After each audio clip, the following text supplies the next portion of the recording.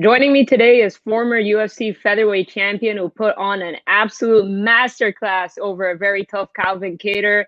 It is Max Blessed Holloway, who not only picked up a massive win, but he was skating all around the W Hotel, making headlines in and out of the octagon. Max, how's it going? It's going good. I mean, yeah. Sorry for interrupting your interview with Connor when I was on my skateboard. You know what? It produced one incredible highlight, I must say. I was very surprised that he spotted you. It was, you know what? It was one of those transparent curtains that aren't so easy to see through. So I don't know how he spotted you, but that was I, fun. we was with the boys, we was with the team, and I was on my skateboard, and we know that that's why you do interviews, right? So I Yeah. didn't know he was in it, but I was like, if someone's interviewed, I'm gonna act like an idiot passing the whole window. So I was like doing stupid stuff like this the whole time when I was riding past, and then of course it's Connor's interview, so it was just fun.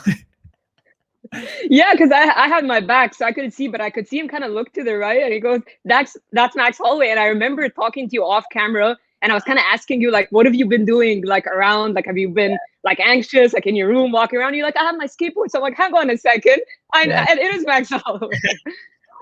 that was a good time. That was funny. We'll get to Connor in a minute, but I wanted to talk about your incredible performance over Calvin. I felt like you had this certain kind of like energy, like you were fired up. I don't know if I'm correct me if I'm wrong. Maybe a bit of a chip on your shoulder. You felt like people were starting to count you out and stuff. You came in with a certain fire. Is that accurate? Like, did you come in feeling like people were counting you out a little bit, maybe disrespecting you a little bit? I heard the talks. I heard them telling me this and that. I heard everything that everybody was saying, but I just I had a lot to prove just to people who I love, to my own team. I was taking up so many time from my coaches, from their families. My fiance was doing so much for me during the camp. She always does. My son, I missed pretty much their birthday and stuff, like celebrating their birthday with them because of this and because of my fight. So I just had a lot of things that I felt like I had to prove to people why I did what I did. You know what I mean? To with my friends and loves, like why I had to sacrifice certain stuff, and they all understand. But it was great that I got to go out there and show them that all the training was paying off.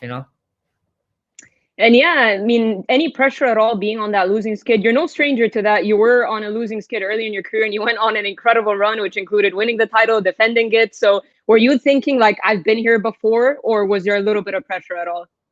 I mean, oh, I know every time. I like if you look at my old interviews, I always say I'm 0 every fight, one fight at a time, one step at a time, and that's what we did.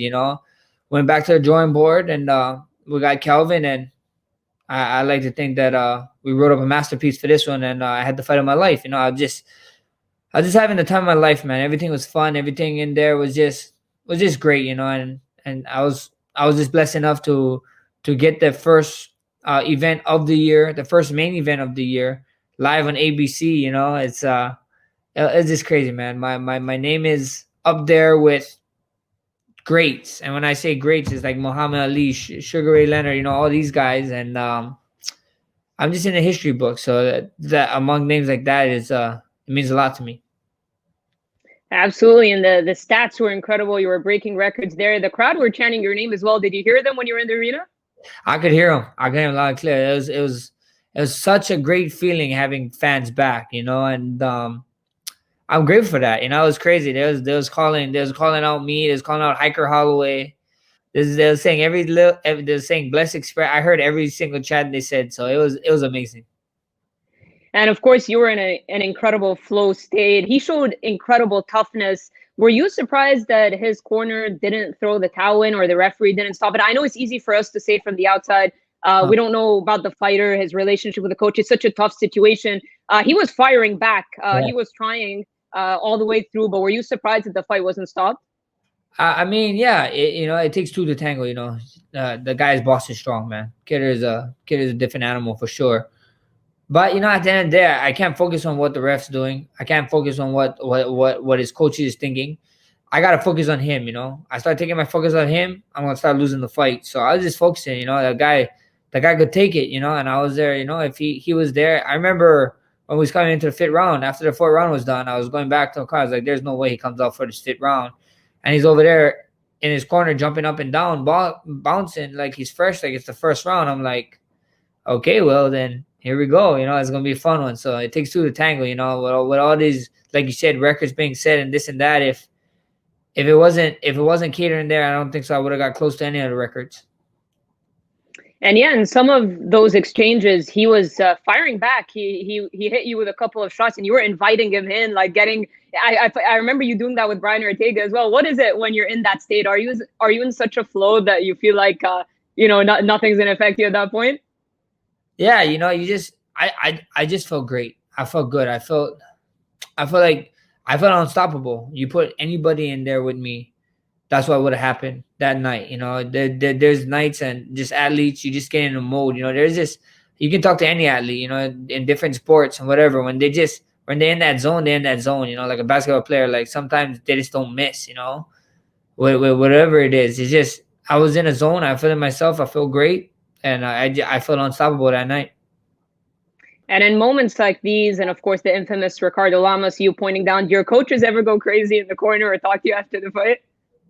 They go crazy all the time. After Ricardo fight, I got an earful. After this fight, I got an earful. But they all like, they was like scolding me. But I tell them like, that was pretty cool though, right? That was pretty cool, and they all agree it's pretty cool. But there's like, please stop giving them little mini heart attacks, Yeah, of course. And you were talking about sparring and how you stopped doing that leading up to, I think, your last couple of fights. And a lot of fighters have different stances. Some fighters say they kind of feel like it's necessary for timing purposes and stuff. I mean, boy, was your timing on in your last outing. So are you starting to see the perks of not sparring leading up to your fights? Yeah, I see the perks. It's just like anybody said, when I say stop sparring, I really mean it to like just protect our head. When you get to a certain level, and that level being the UFC, I believe most people can stop sparring at this level. But I had to go to I sparred every day when I was 16 years old, and when I was kickboxing, and then I found this new team, and I found the team that I'm with now, and then I went to sparring once a week, and then there just comes a point where I already had so many fights and so many sparring sessions that I know how I'm going to react to certain things. So that's why I'm saying that I stopped sparring. I'm not telling everybody to stop sparring, but if they believe something different, it's just different. My strong belief is that I want to be around for my grandkids. I want to be around for my great grandkids, and I don't want to just be around. I want to be able to do stuff with them. If one of them is interested in fighting or holding mitts or rolling or doing jiu-jitsu or wrestling, I want to be healthy enough and mentally healthy enough to actually do those kind of stuff with them. So if somebody says something, I'm not gonna knock them. That's just how I felt. Timing, this and that. We move. There's different ways to find that kind of timing and find that kind of stuff. But everybody's like, I hear a lot of people saying, no, you can't. You can't mimic sparring and blah blah blah. You can't do this and that. Well, I had enough in my mind to know where and when I gotta do certain stuff, and when we move and stuff. It's just fine tuning. It's just like, if you look at it in a different sport, football, when we played park league, you're hitting every day. You play high school, you're hitting every day. You go to the top colleges, they stop hitting. They're hitting only for spring practice. And then during the season, they're not even hitting each other. And then you go to the NFL, they're not hitting at all. Why? I don't have to prove that I'm a tough guy, this and that. I don't have to prove I can take a punch. I don't have to prove that I have the dog in me anymore. That's already said and proven. You just go out there, you figure it out. And we figured out a way that worked for us without sparring, and I believe it's paying off a lot, not only for physically but definitely mentally. So I'm loving it. Absolutely. And was there a certain moment that made you decide that you don't want to spar? Maybe an incident while you were practicing something in a fight? Was there something specific that just made you decide that you don't want to spar anymore leading up to a fight? I mean, it was just every single fight I would go in there at least like 75%, because you get injured. Like I get injured like a week out before the fight or 2 weeks out before the fight because of sparring or doing something, or sparring specifically. And I was just getting over it, you know what I mean? And then the whole pandemic thing happened and we couldn't, you know what I mean? Like I couldn't see nobody. I really did train over Zoom. People keep telling me I'm lying, but believe what you want to believe. That second Volks fight was all Zoom, baby. Like, it's the truth. The truth hurts. It sucks. Okay, but yeah, that's what we did. and I was forced to not spar, and I felt so good. I felt so great. I was like, oh yeah, forget this sparring stuff. We don't need to do it. We don't need to do it. But we had to figure out different ways to get that timing, like you said, and we did. We figured it out, and I mean, look at the last fight. It was good. Of course it was, and it put you in a position. I know some people felt like maybe they were talking about Calvin with a win could get a title shot. There wasn't too much talk about you, but a performance like that, I mean, how could you not say that you're right in line again for a title shot? So have you been told anything by the UFC? Have you spoken to them at all about what's next and title implications and all that?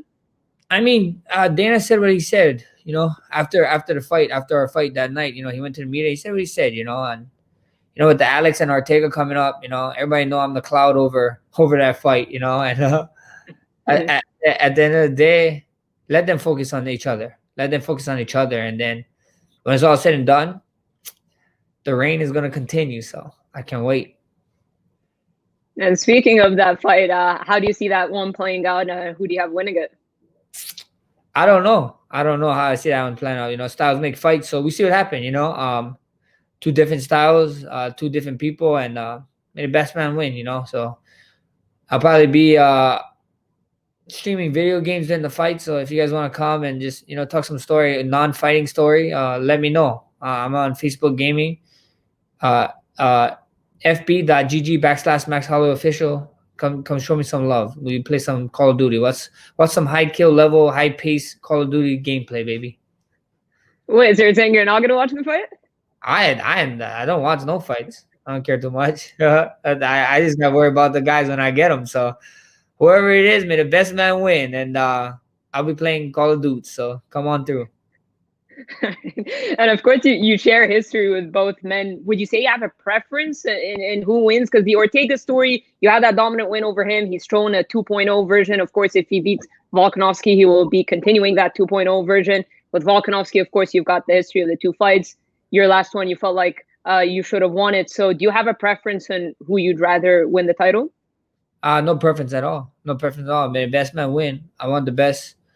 I just want the best guys across from me. When it's all said and done, when these interviews is done, when I'm long gone from fighting, when I'm long gone from this earth, I want to be in history. And I want to be one of those guys that fought the who's names of MMA. And this is what you do, So I ain't picking and choosing. I ain't got no favorites. You guys go figure that out. And I'll just keep doing me.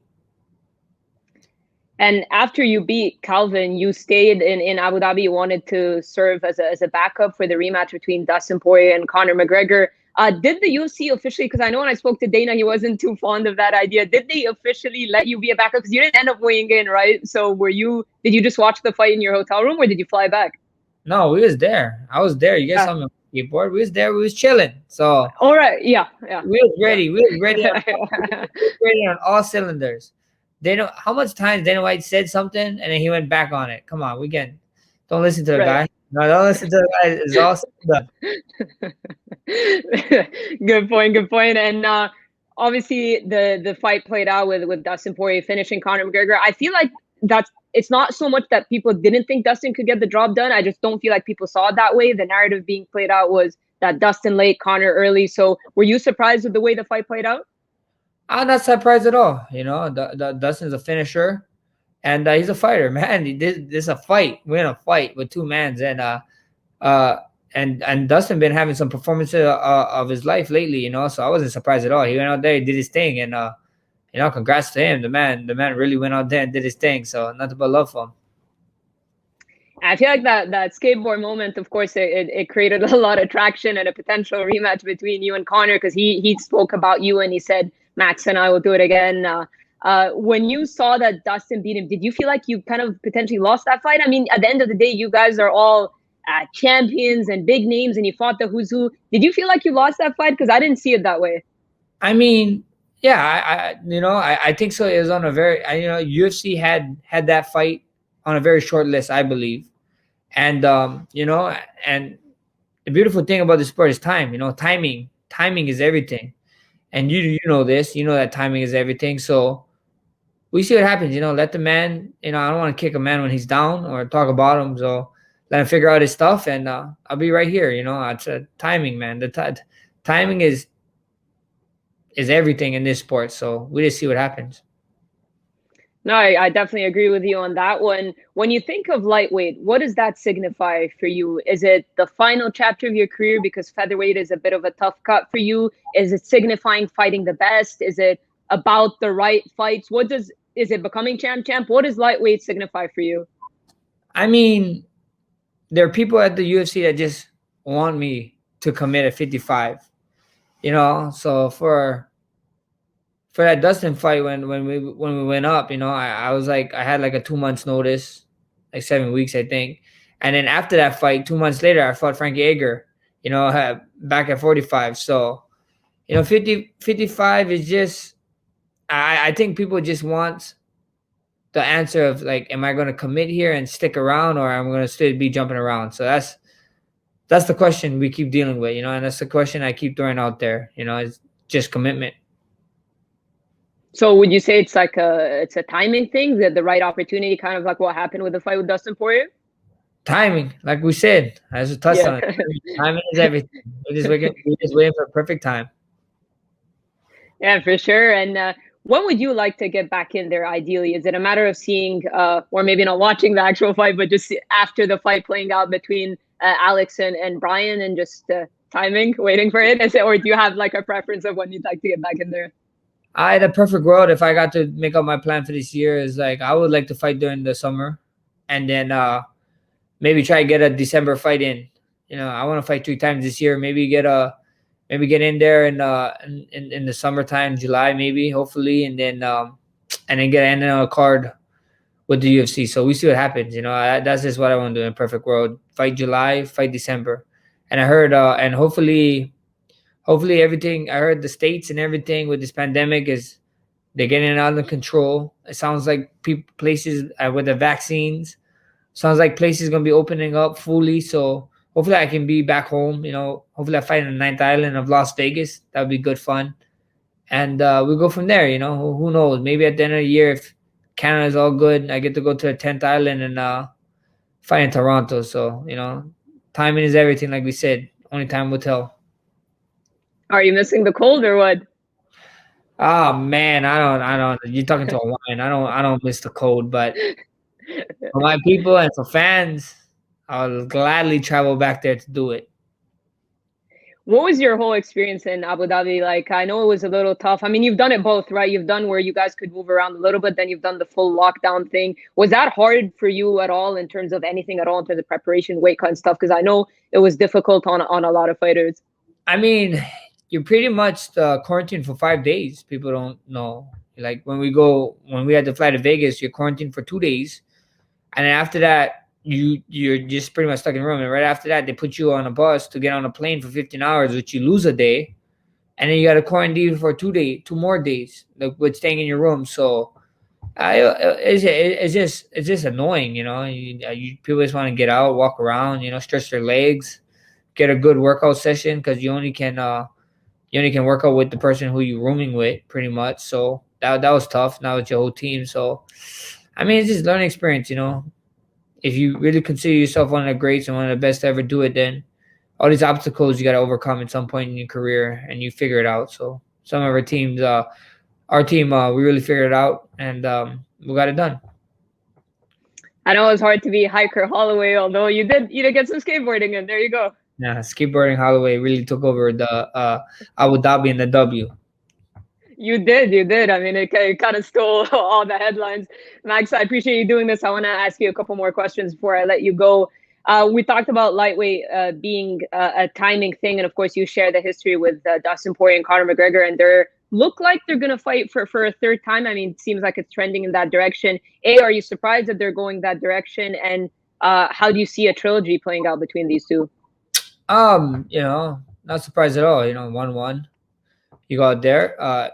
It's a big fight. I mean, no fight bigger in that division, in that weight class, I believe, for a title. If it's not with Khabib, then it's probably those two guys up next, I guessing. I don't know.